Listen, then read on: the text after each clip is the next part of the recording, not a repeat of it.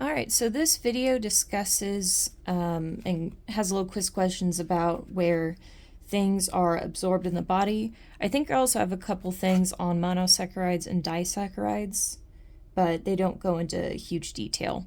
I do also have a little bit of combinations, like things discussing fructose, glucose.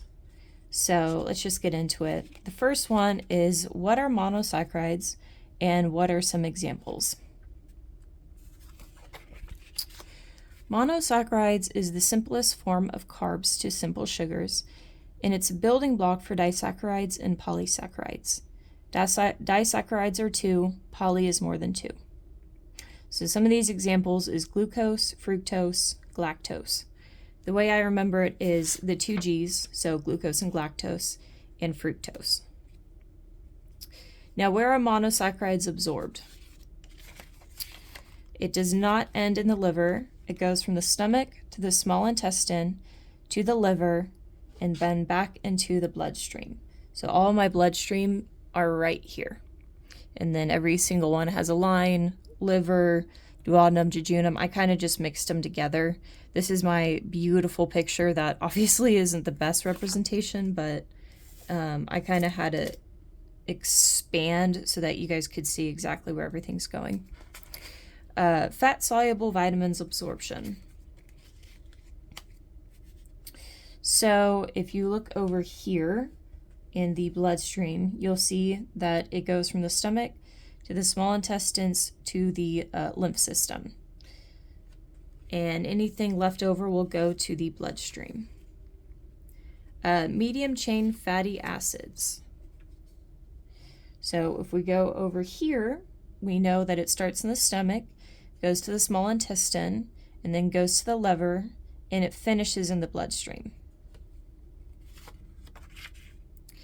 Zinc absorption. If we look over here, we can see that it starts in the stomach, goes into the small intestine, and then ends in the large intestine. Short-chain fatty acids absorption. We go over here for short-chain fatty acids. We can see that it starts in the stomach, goes into the small intestine, and then ends in the large intestine. And liver helps assist with this. So I do have a little area over here that says if the liver or if the pancreas helps with the process. So you see there, short-chain fatty acids is right there. Calcium absorption. Calcium starts in the stomach, goes to the duodenum, and ends in the jejunum. And it is right there. Folate absorption. And folate is another word for B9. Starts in the stomach, goes to the duodenum, goes to the jejunum, ends in the ileum. Folate is right there. B12 absorption. Goes from the stomach, duodenum, jejunum, ends in the ileum. Here's your B12 right there. Dietary fiber absorption. Starts in the stomach and stops in the small intestines. There's your dietary fiber right there. And you also get assistance from the liver and pancreas. So here is both of them under pancreas and liver. Water-soluble vitamins absorption. This is the bloodstream area, and I said that it goes directly into the bloodstream. So there's that for water absorption. Or no, excuse me, water-soluble vitamins, directly into bloodstream. Okay, moving on. Protein absorption. Protein absorption starts in the stomach, goes to small intestines, and then goes directly to the bloodstream. So it's right there. Here is a bonus question. Where is glycerol absorbed in the body? There's glycerol right there in the small intestines. And what is glycerol? Glycerol is a sugar alcohol that is found in oils and fats. And again, it's in the duodenum. Where is cholesterol absorbed? Goes from the stomach to the small intestine and to the liver. And there's cholesterol right there.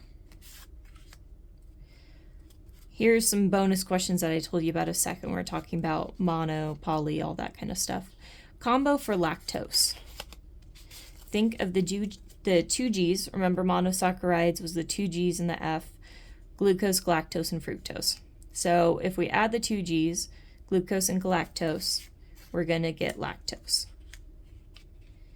Starch absorption. Starch absorption starts in the stomach and it ends in the small intestines. Additionally, it gets help from the pancreas. So here's starch right there. Disaccharides absorption. Disaccharides start in the stomach and they end in the small intestine. Here's a bonus question for you. What enzyme helps break down disaccharides? Disaccharides get help from the maltase enzyme by breaking them down into monosaccharides. Sucrose combination. So again, we're talking about those monosaccharides and how you get sucrose. Well, we already used the two G's. So we have 3 total. So we have to use fructose, we know, for one of them. And you'd have a 50-50 if you choose between galactose or glucose. So the combination is glucose and fructose, and that will get you sucrose. Long-chain fatty acid absorption. Long-chain fatty acid absorption starts in the stomach, goes to the small intestine, and then it goes to the lymph system. And here's that right there. And eventually it ends in the bloodstream. Where does water absorption occur? Water absorption is a little different. It starts in the stomach, and then it goes to the bloodstream, goes to the small intestine, goes to the large intestine, and then any remaining is going to go back over here into the bloodstream.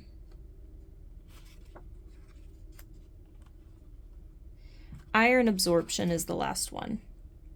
Starts in the stomach, goes to the duodenum, ends in the jejunum. There's that right there.